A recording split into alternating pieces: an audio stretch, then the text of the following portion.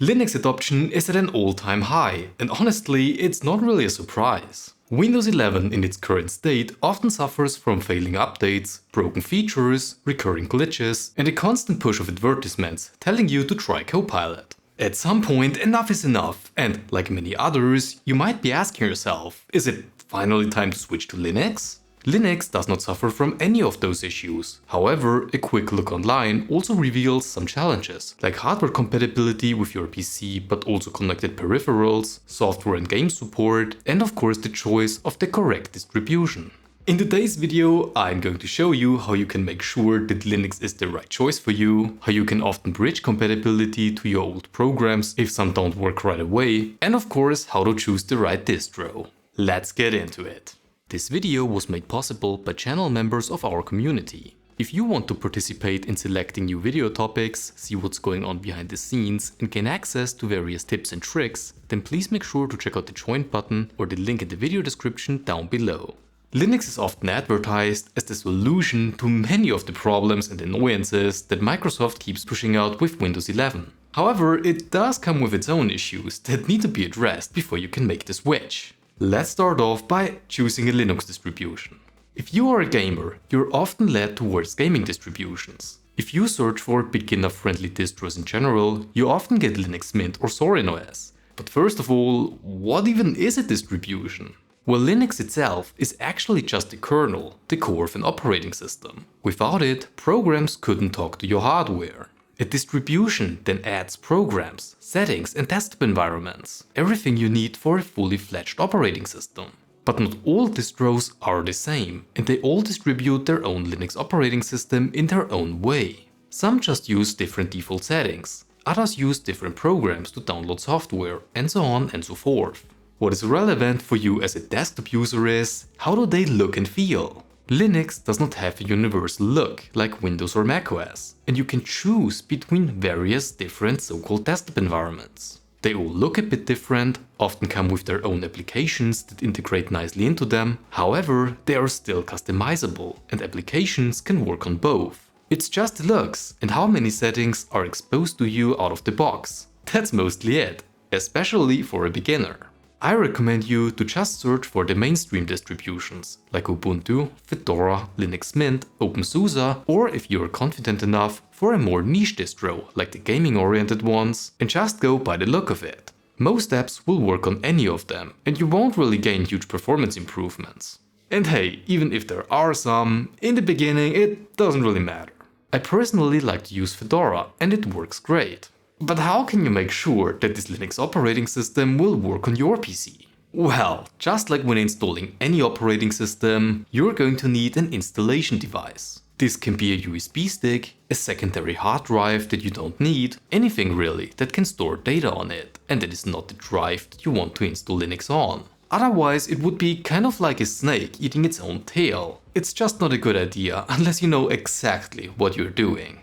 Anyway, using a dedicated boot device like a dedicated USB stick has its own advantages. You can download the installer ISO from the website of your chosen distro, flash it onto the USB stick with a tool like the Fedora Media Writer, which yes, works with many distributions, plug it in and boot from it via your UEFI or a shortcut. In contrast to Windows, which just has an installer interface, many Linux distributions come with a fully fledged desktop experience right on the installer, called a live boot environment. Here you can try out Linux for the very first time, without actually installing it. Sure, installing games or huge programs is not possible because of storage, and the fact that it doesn't memorize the changes after a reboot. However, it does provide you with a nice baseline and what you need to look out for. For example, is your Wi-Fi working? Is Bluetooth detected? Do you have sound? You can try out all these basic functionalities, and if something isn't working right away, you already know that you might need to fix something, and you can look it up before installing it. If something doesn't work, sometimes allowing third-party software during the installation wizard can help by automatically downloading the right drivers. However, it's no guarantee. So my suggestion would be, try out the things that you know you need. If they work, then go ahead and install it. If something doesn't, either look up if someone else is also having that issue with the same hardware, or you're willing to just risk it. In either way, the live boot environment lets you know if your PC is compatible with Linux and a distro of your choice. After you've installed Linux, by first choosing a distro with a desktop environment that looked right to you and by trying it out in the live environment, it's now time to install software. On Linux, you usually get software not by downloading it from random websites, but by relying on so-called software repositories. You can still go the Windows way if you want to, but Linux is just fundamentally built different, and you're often being redirected to them anyway.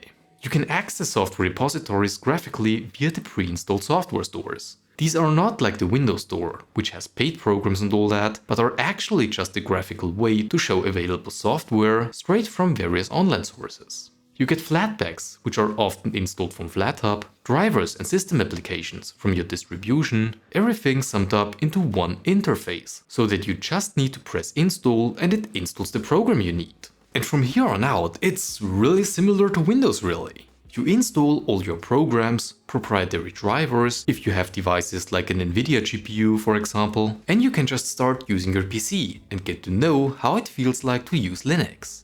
If you are unsure about setting up something, or maybe you have some hardware that requires some tinkering, it is a good idea to keep backups. Some distributions like Ubuntu already come with backup programs pre-installed, but you can get the same ones on essentially any distro. I like to use DejaDupe for backing up my personal data, but you can also install TimeShift, which is built more towards restoring the system itself.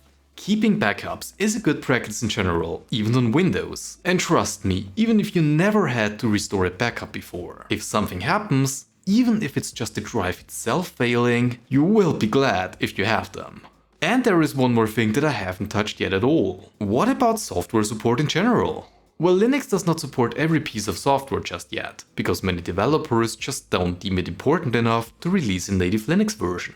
Microsoft Office, the Adobe programs, many custom driver tools for peripherals, there are just many programs that don't have a Linux version. While there are sometimes ways to get them running through compatibility layers like Valve does for Windows games, it's often not guaranteed to work or to keep working over application updates. So before you switch to Linux, I would suggest you to try out software that is compatible with Linux on Windows first. You can install Libre or OnlyOffice. You can install Krita or GIMP, try out online programs, online office suites, and generally find out how far you can go. You might also ask yourself, do you really need that program?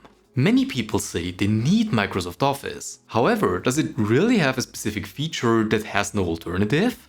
Trying out software on Windows first, making sure that your hardware is compatible with Linux with a live boot environment, and keeping backups is essential to make sure that you have a great experience. Other than that, it's just using your PC, having fun with whatever you do with it, and I can't wait to hear about your stories in the comment section down below.